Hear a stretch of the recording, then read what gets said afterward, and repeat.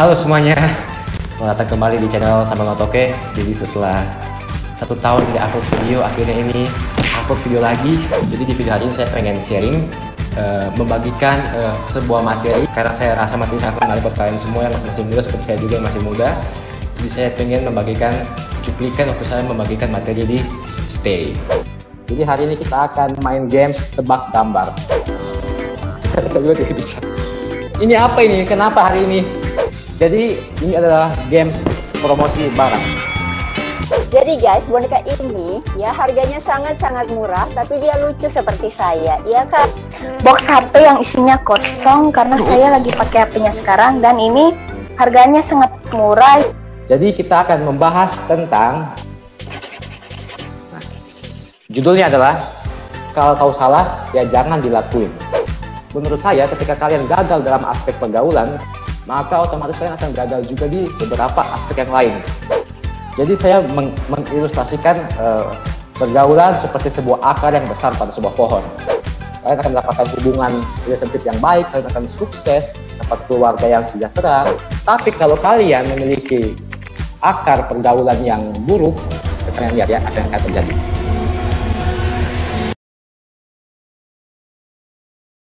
Nah, tapi kalau kalian memiliki akar pergaulan yang buruk, maka kalian lihat ya apa yang akan terjadi. Ini yang terjadi. Kalau kita memiliki akar pergaulan yang buruk, maka kita akan memiliki pohon dengan buah-buah yang saya kasih font hitam, itu artinya sebuah hal yang dark atau kegagalan. Nah, juga yang pewarna merah, yang drugs, alkohol, porn, and free sex, ini adalah hal-hal yang paling fatal ketika kita sudah masuk ke hal tersebut. Jadi kalau kita memiliki pergaulan yang buruk, maka kita tidak akan sukses. Kita akan memiliki keluarga yang sorry tapi berantakan. Kita akan gagal dalam memanajemenkan uang kita. Kita akan memiliki karakter yang tidak baik. Kita akan memiliki habit atau kebiasaan yang buruk. Kita memiliki lifestyle atau gaya hidup yang kurang sehat, dan juga kita tidak akan bahagia. Dan yang paling fatal kalau kalian sudah masuk ke drugs, alkohol, porn, atau free sex. Ini yang sangat-sangat krusial di masa-masa kita seperti ini, kayak umur 11 sampai umur 20-an tahun masih sangat-sangat krusial umur seperti ini. Nah, oleh karena itu, ini yang saya bilang kenapa pergaulan menjadi hal yang sangat penting. Karena dia yang akar dari semuanya. Jadi pergaulan adalah step pertama sebelum kita masuk ke step-step yang berikutnya. Jadi yang sangat-sangat mengcover semua aspek lainnya. Nah, sekarang pertanyaannya, kira-kira kenapa saya tertarik untuk membahas masalah pergaulan dengan kalian? Ada yang bisa kasih pendapat? Kira-kira kenapa sih kita sangat-sangat penting untuk membahas masalah pergaulan di umur-umur sekarang ini? Mungkin bisa kasih saran atau kasih pendapat?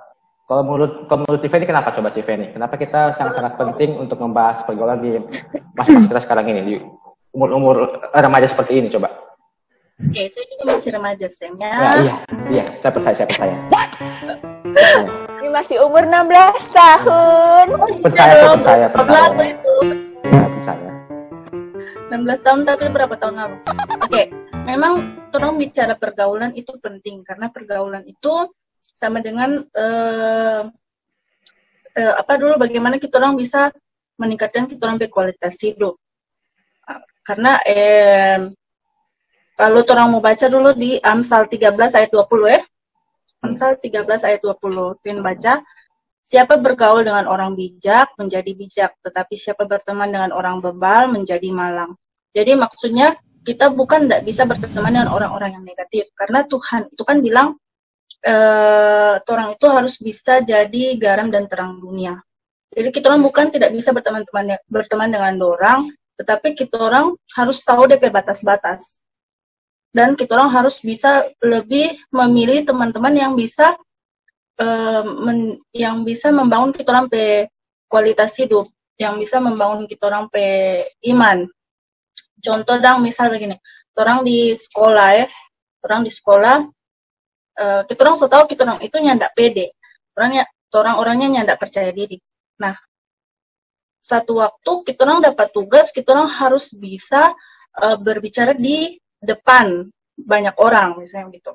Nah, kita orang bisa belajar itu, kita orang bisa dapat pelajaran itu dari guru. Guru bisa ajar kita orang cara-cara bicara di depan umum itu bagaimana. Tapi untuk supaya kita orang kualitas itu bertambah, untuk supaya kita orang bicara di depan itu lebih bagus, kita orang harus bisa berteman dengan orang-orang atau dengan teman-teman yang DP bicara, maksudnya yang percaya diri, dang. Kita orang juga harus bisa berteman dengan orang yang percaya diri. Begitu juga dengan kita orang iman. Untuk supaya kita orang iman bertumbuh, kita orang harus bisa banyak berteman dengan teman-teman gereja begitu. Karena Penny juga pernah bagikan ke teman-teman semua ini, kita orang itu ibarat seperti bara api. Kalau kita orang terpisah dengan bara yang lain, kita orang itu tidak bisa panas. Kita orang harus bisa satu dengan bara yang lain supaya kita orang bisa panas begitu. Jadi kita orang harus bisa memilih teman-teman yang bisa meningkatkan kita orang kualitas hidup. Itu saja Koko Sam. Oke, Tiffany, thank you so much. Sangat-sangat poin yang sangat bagus. Tepuk tangan buat Tiffany.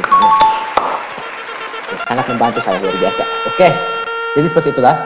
Jadi memang menurut saya pergaulan sangatlah penting. Jadi bahkan menurut saya sekarang pergaulan kalian saat ini bisa menentukan apakah kalian masa depan akan sukses atau tidak. Jadi coba kalian pikirkan sendiri, kira-kira saat ini kalian sudah mendapatkan pertemanan atau pergaulan yang baik atau tidak. Karena itu sangat-sangat menentukan masa depan kalian. Jadi, kenapa saya sangat tertarik untuk membahas hal ini? Karena menurut saya, kalian di umur-umur seperti ini adalah umur yang sangat-sangat krusial. Karena di umur sekarang ini kalian akan mulai memikirkan teman seperti apa yang kalian akan dapatkan, kalian akan mulai memilih pergaulan seperti apa yang pengen kalian dapatkan. Jadi, kalian jangan sampai salah memilih pergaulan. Karena umur-umur kayak saya, umur-umur kayak Sharon, umur-umur kayak Steven, umur-umur kayak Gaby, inilah umur-umur yang mulai mencari lingkungan pertemanan. Jadi jangan sampai salah memilih lingkungan pertemanan. Jadi saya harap setelah kalian mendengar materi ini, kalian jadi tahulah mana yang lingkungan pertemanan yang sehat dan juga yang tidak ya. Nah, jadi di sini kita akan mulai masuk ke materi yang intinya. Saya sudah setengah materi di sini. Tetapi saya akan membawakan materi ini dengan membawakan pengalaman pribadi saya. Karena saya rasa mungkin kalian akan lebih relate ketika saya membawa dengan pengalaman pribadi saya. Jadi, kira-kira kenapa sih orang bisa memiliki salah pergaulan? Gimana menurut kalian? Kira-kira kenapa seorang anak muda bisa memiliki pergaulan yang salah? Ada yang bisa bantu? Sebelum saya sharing, saya punya kesaksian. Karena perkembangan teknologi mungkin makin hari canggih. Bagus, perkembangan teknologi. Good. Thank you sekali. Apalagi, ada lagi yang mau kasih masukan? Satu orang lagi. Ayo, siapa? Kinan, biasanya kan suka berinteraksi kan? Gimana? Oke, biasanya itu orang itu bisa salah pergaulan itu. Biasanya itu juga seputar teknologi. Biasanya kan kalau misalnya kita gunakan internet, nah biasanya kita dapat iklan pop out itu atau apa gitu tentang apa gitu, situs apalah, ya situs judi apa gitu, kita bisa terjerumus itu dan kita keterusan. Dan bukan judi online lagi, misalnya sudah sama teman judi di dunia nyata, jadi kayak bertaruh-taruh gitu, itu kan sudah bisa masuk salah pergaulan. Lebih dalam lagi, misalnya kita menggunakan internet, dapat iklan pop begitu muncul, nah misalnya kayak situs apa begitu, kita sudah terjerumus di dunia nyata, jadi kita keterusan begitu. Oke, berarti menurut Kinan, anak muda bisa salah pergaulan karena medsos, itu kan singkatnya kan? Iya. Oke, thank you Kinan, thank you. Nah, jadi saya mencatat ada beberapa aspek atau poin-poin yang membuat seorang anak muda bisa salah pergaulan. Yang pertama menurut saya, anak muda bisa salah pergaulan mungkin karena kurangnya kasih sayang. Yang pertama, karena kurangnya kasih sayang. Karena dia merasa kurang kasih sayang, maka dia mulai mencari kasih sayang dari luar lingkungan dia. Dia mulai mencari dia merasa hatinya tidak terpenuhi. Maka dia mulai mencari jalan lain untuk mendapatkan kasih sayang yang lebih. Dengan cara mungkin memiliki pergaulan yang baru. Tetapi sayangnya pergaulan itu adalah pergaulan yang buruk. Itu. Jadi yang pertama, karena kurangnya kasih sayang. Poin yang kedua, kenapa anak muda bisa salah pergaulan? Karena didikan orang tua. Menurut saya, peran orang tua sangat penting di umur-umur kalian saat ini. Peran orang tua sangat penting ketika kalian akan memilih pergaulan. Orang tua saya, setiap beberapa hari sekali ngecek handphone saya. Jujur, sampai dengan umur seperti ini. Kenapa? Karena awalnya saya risih. Mama ini orang kita sebesar kok. Masih buka urus-urus kita lah maksudnya. Tetapi setelah kita pikir-pikir, oh mungkin ini cara mereka supaya bisa memantau kita punya pergaulan. Supaya kita punya mama tahu, kita punya teman siapa saja, kita keluar dengan siapa saja. Bahkan kita punya orang tua selalu nontonin kita punya story-story di medsos gitu. Jadi kita bisa macam-macam. Jadi pasti bakal ketahuan kalau kita macam-macam. Jadi mungkin memang awalnya memang agak-agak risih. Tapi itulah contoh orang tua yang baik, yang perhatian terhadap lingkungan anaknya. Jadi kalau misalnya orang tua kalian suka ngecek HP kalian, suka tanya, tadi teman-temannya pergi dengan siapa saja, jangan marah, jangan risih. Itu adalah contoh orang tua yang baik. Jadi yang kedua, kenapa anak muda bisa salah pergaulan? Karena didikan orang tua. Mungkin yang kurang tepat atau gimana, saya juga kurang paham. Jadi pokoknya didikan orang tua sangat berperan penting di perkembangan pergaulan seorang anak. Poin yang ketiga, kenapa anak bisa salah pergaulan? Karena ingin terlihat keren. Nah, ini yang paling banyak di lingkungan kita. Orang pengen terlihat keren, rokok. Supaya terlihat keren, bamaki. Ini kan. Nah, ini yang paling sering saya ketemui di lingkungan saya. Bahkan saya pun seperti itu. Saya sempat berada di fase di mana kayak, biar gaul. Mulut kebun binatang semua. Nah, dan saya akan sharing di situ, dan saya akan bagikan pengalaman saya ya. Tapi kita akan sambung dulu DP materi. Jadi, kenapa anak muda bisa salah pergaulan? Karena ingin terlihat keren. Dia mungkin merasa kurang percaya diri, jadi dia memilih teman-teman atau lingkungan pergaulan yang gaul-gaul, yang which is itu adalah pergaulan mungkin dengan rokok, pergaulan dengan yang main-main cewek. Jadi itu poin yang ketiga. Nah, poin yang terakhir, poin yang keempat, kenapa seorang anak muda bisa salah pergaulan? Ini yang paling penting. Karena kurangnya hubungan dengan Tuhan. Karena kurangnya hubungan dengan Tuhan. Guys, orang yang rajin ibadah saja, yang rajin ibadah, yang rajin doa pagi, yang rajin baca renungan, bisa jatuh dalam dosa. Apalagi orang-orang yang tidak pernah berdoa, yang tidak pernah baca firman, pasti lebih soe DP jatuh di dosa. Jadi, ketika kita mulai menjauh dari Tuhan, di situ iblis mulai masuk, entah lewat pertemanan kalian, entah lewat hubungan pacaran kalian, iblis selalu mencari celah. Ya. Jadi jangan sampai kendor hubungan kalian dengan Tuhan. Jadi itu. Jadi yang pertama adalah kurangnya kasih sayang, yang kedua adalah didikan orang tua, yang ketiga ingin terlihat keren, yang keempat kurangnya hubungan dengan Tuhan. Jadi saya akan mulai masuk ke pengalaman pribadi saya akan sharing, karena mungkin kalian akan lebih senang ketika, atau merasa lebih relate ketika saya membagikan pengalaman saya, oke? Ini juga mungkin bisa menjadi tips buat kalian supaya jangan sampai jatuh ke pergaulan yang salah. Jadi, saya juga dulu saat SMA juga ingin terlihat keren, ingin terlihat gaul, ingin punya banyak teman. Karena saya adalah tipe orang yang cukup introvert, tetapi tergantung keadaan sekitar. Jadi saya di sekolah, teman saya bisa dihitung pakai jari, mungkin cuman dia semacam kayak Aldo, teman kayak Aping di teman sekolah, cuman mereka gitu, maksudnya dia bisa dihitung pakai jari. Nah, kemudian saya berada di titik dimana kayak, kita lihat cowok satu ini kayak, dia keren ya, gaul, banyak teman-teman dia cowok ini. Terus ini orang itu kayak punya kayak sering dilihat sama cewek-cewek gitu kan ya, keren ya kan. Kayak cowok-cowok yang bad boy, yang ke orang sekarang F-boy, waduh, F-boy, mantap. Jadi saya kayak mulai, kayaknya keren kalau kayak mereka ya, jadi kayak anak gaul di sekolah, kayak cowok-cowok gaul di sekolah. Maka saya mulai ingin bergabung dengan mereka. Caranya seperti apa? Dengan seragam mulai dikasih taruh di luar, dasi lempar di mana, topi lempar di mana, dan juga mulut mulai kotor. Mulut mulai kebun binatang.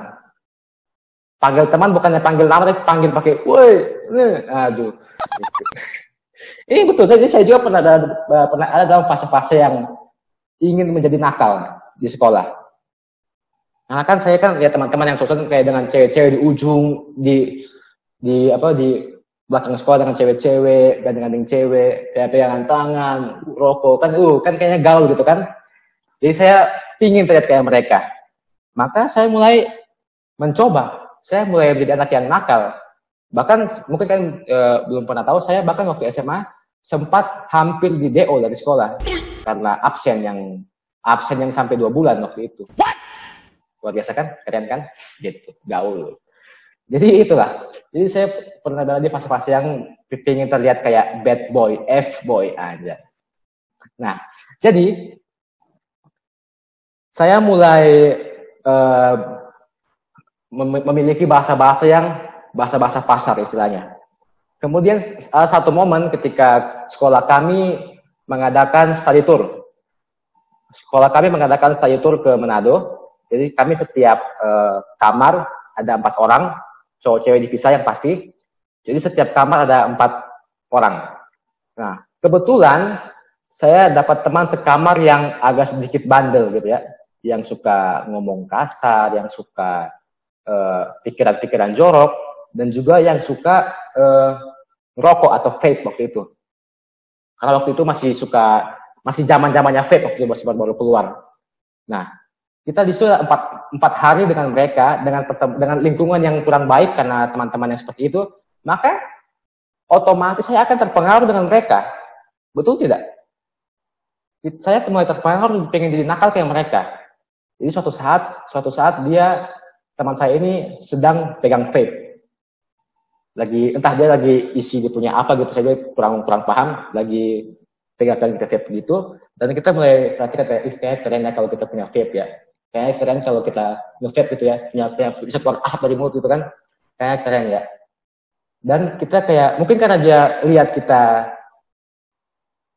kayak pengen coba-coba gitu, jadi dia mulai tawarkan, ya, liquid, ya, sorry. Thank you Katian, liquid. Sorry, saya gaptek. Ya, jadi dia lagi kayak isi liquid gitu lah. Kemudian karena dia lihat saya kayak ngeliatin dia terus kayak pengen, jadi dia mulai tawarkan, Sam, mau coba tidak? Kita kan waduh, bagaimana ya? Kita ini belum pernah coba, tapi penasaran. Kalau coba tapi takut, karena vape ya rokok gitu, istilahnya kan, rokok ya rokok. Nah, kemudian dia tawarkan kan, saya mau enggak? Kita hati mulai, waduh, pengen sih, tapi, aduh, jangan macam-macam lah istilahnya. Tapi inilah pekerjaan iblis. Inilah iblis vape kurang ajar. Jadi kita tergoda gitu kayak cuma vape kan, karena vape kan tidak berbau. Jadi kalau orang bawa vape pun tidak bakal ketahuan kalau orang abis nge-vape gitu kan. Ya udahlah, apa-apalah. It's fine, orang masih muda kok, masih mencari jati diri gitu kan. Akhirnya kita ambil di vape dari kita ambil. Oke bro, kita coba ya. Kita ambil. Terus saat kita memasukkan ke kita pe mulut, kita mau isap, di kita pe hati ada peperangan batin. Dan mengerti enggak? Jadi kita pe kata hati bilang, Sam, jangan tak lewat. Sam, jangan tak masuk di yang kayak beginilah. Tapi kita pe pikiran ya, orang kita pengen terlihat keren kok, kita masih muda kok. Jadi akhirnya kita mengikuti kita pe keinginan daging.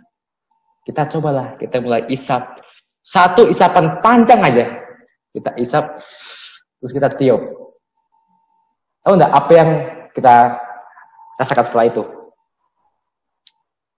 Kalian tahu nggak? Ketika kita isap terus kita tiup keluar dari asap keluar, yang kita rasa bukan happy, bukan senang, bukan rasa bangga, bukan terlihat keren, tetapi kita hati kecewa.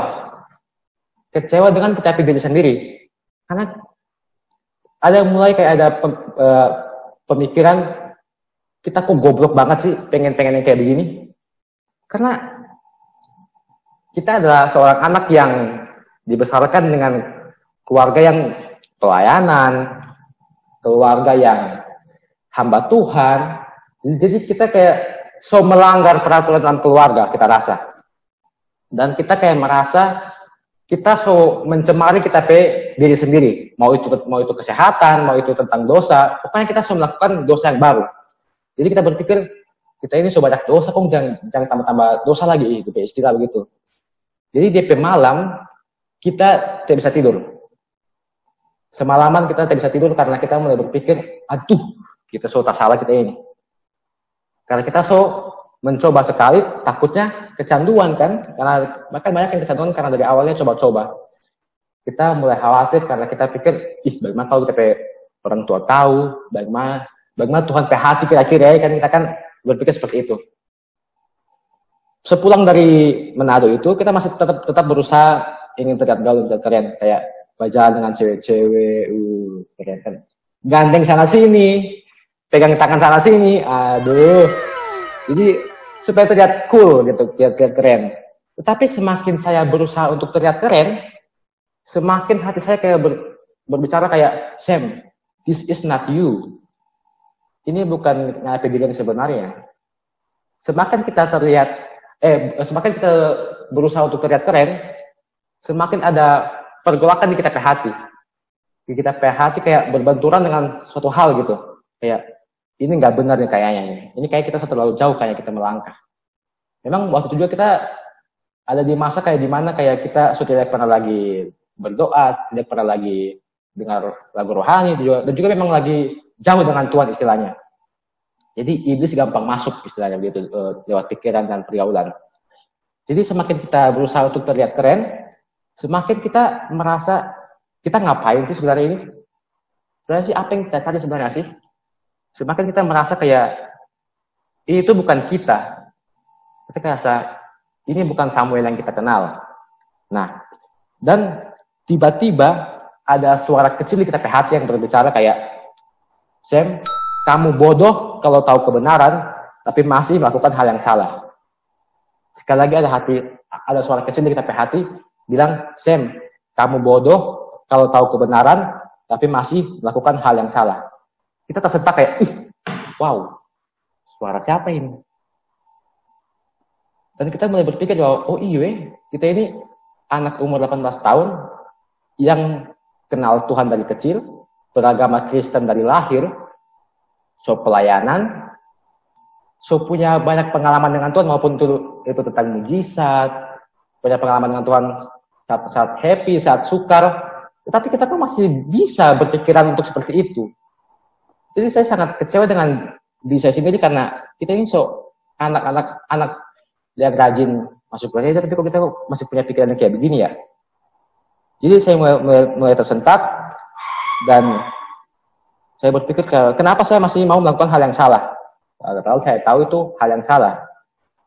Oleh karena itu buat kalian semua yang masih mencari pergaulan yang benar, yang masih pengen punya banyak teman, yang masih muda, please nggak usah ingin terlihat keren. Kalian boleh terlihat keren, tapi in a good way. Jangan mungkin dengan prestasi, dengan pelayanan, kalian akan terlihat keren dibandingkan dengan hal yang bobrok atau nakal-nakal seperti itu. Oke? Jadi buat kalian semua yang ingin terlihat nakal, mending nggak usah karena sama sekali tidak ada keuntungan. Karena kebahagiaan dari nakal itu hanya sementara.